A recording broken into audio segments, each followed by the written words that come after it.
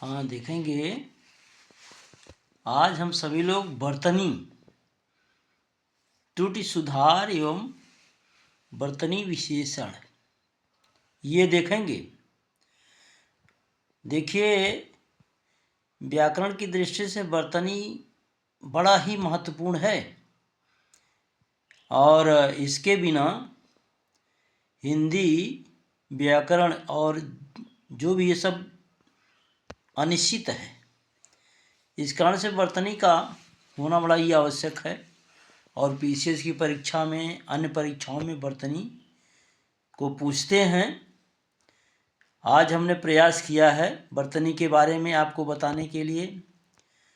देखिए, बर्तनी का अर्थ है किसी शब्द को लिखने की सही विधियां, अक्षरों के सही क्रम का पालन करना बर्तनी है। यह सुनिश्चित करता है कि भाषा के उच्चरित रूप को लिपि में सही ढंग से लिखा जाए और गलत बर्तनी से शब्द का अर्थ बदल जाता है या वह निरर्थक हो सकता है। इसे अंग्रेजी में स्पेलिंग और उर्दू में हिज्जे कहते हैं। बर्तनी के बारे में मुख्य बातें हैं, जैसे सही लेखन विधि। किसी भी शब्द को लिखते समय उसके वर्णों और सही मात्राओं को सही क्रम में लिखना बर्तनी है। उच्चारण से संबंध। बर्तनी और उच्चारण का गहरा संबंध है। यदि उच्चारण अशुद्ध है तो बर्तनी भी अशुद्ध होगी और यदि बर्तनी अशुद्ध होगी तो उच्चारण भी अशुद्ध होगा। अर्थ में परिवर्तन। जैसे गलत बर्तनी से शब्द का अर्थ बदल सकता है, जैसे अंगना, अगना या बाद, बात। इसका अलग अलग अर्थ है। मानकीकरण। भाषा को एक रूपता देने के लिए बर्तनी के नियम बनाए जाते हैं। उदाहरण। सही बर्तनी के कुछ उदाहरण हैं, जैसे आकाश, आवाज, आशीर्वाद, महत्व। बर्तनी उदाहरण है। देखिए, नंबर 1 ध्वनिक बर्तनी। गाड़ी का उच्चारण गाड़ी होना चाहिए।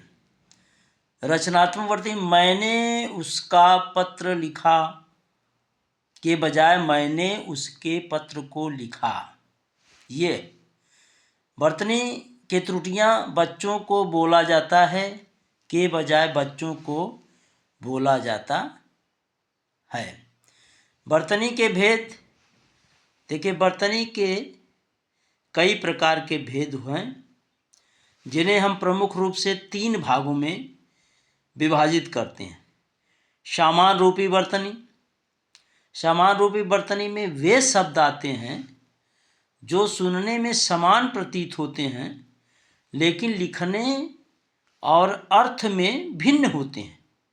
ऐसे शब्दों को समझने के लिए सटीक उच्चारण का सही ज्ञान होना आवश्यक है। और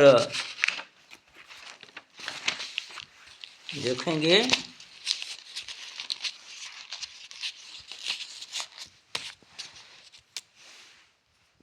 उदाहरण है वह, जिसे हमें इंग्लिश में दैट उसके अर्थ में इस्तेमाल करते हैं, और वे जो बहुवचन के लिए इस्तेमाल होता है।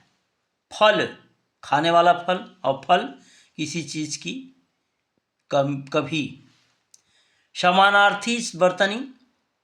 समानार्थी बर्तनी वे शब्द होते हैं जो लिखने में समान होते हैं लेकिन उच्चारण और अर्थ अलग होता है। यह भेद हिंदी भाषा के ध्वन्यात्मक पक्ष को उजागर करता है। उदाहरण जैसे बांध। बांध जिसका अर्थ है बांधना, और बांध जिसका अर्थ है जल को रोकने का बांध। और विशेष बर्तनी।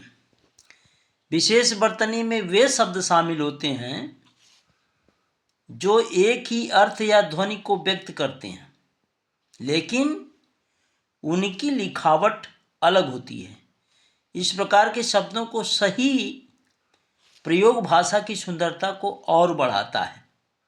जैसे आप देखें उदाहरण में गंध, गंध है जिसका अर्थ है सुगंध या दुर्गंध होगा।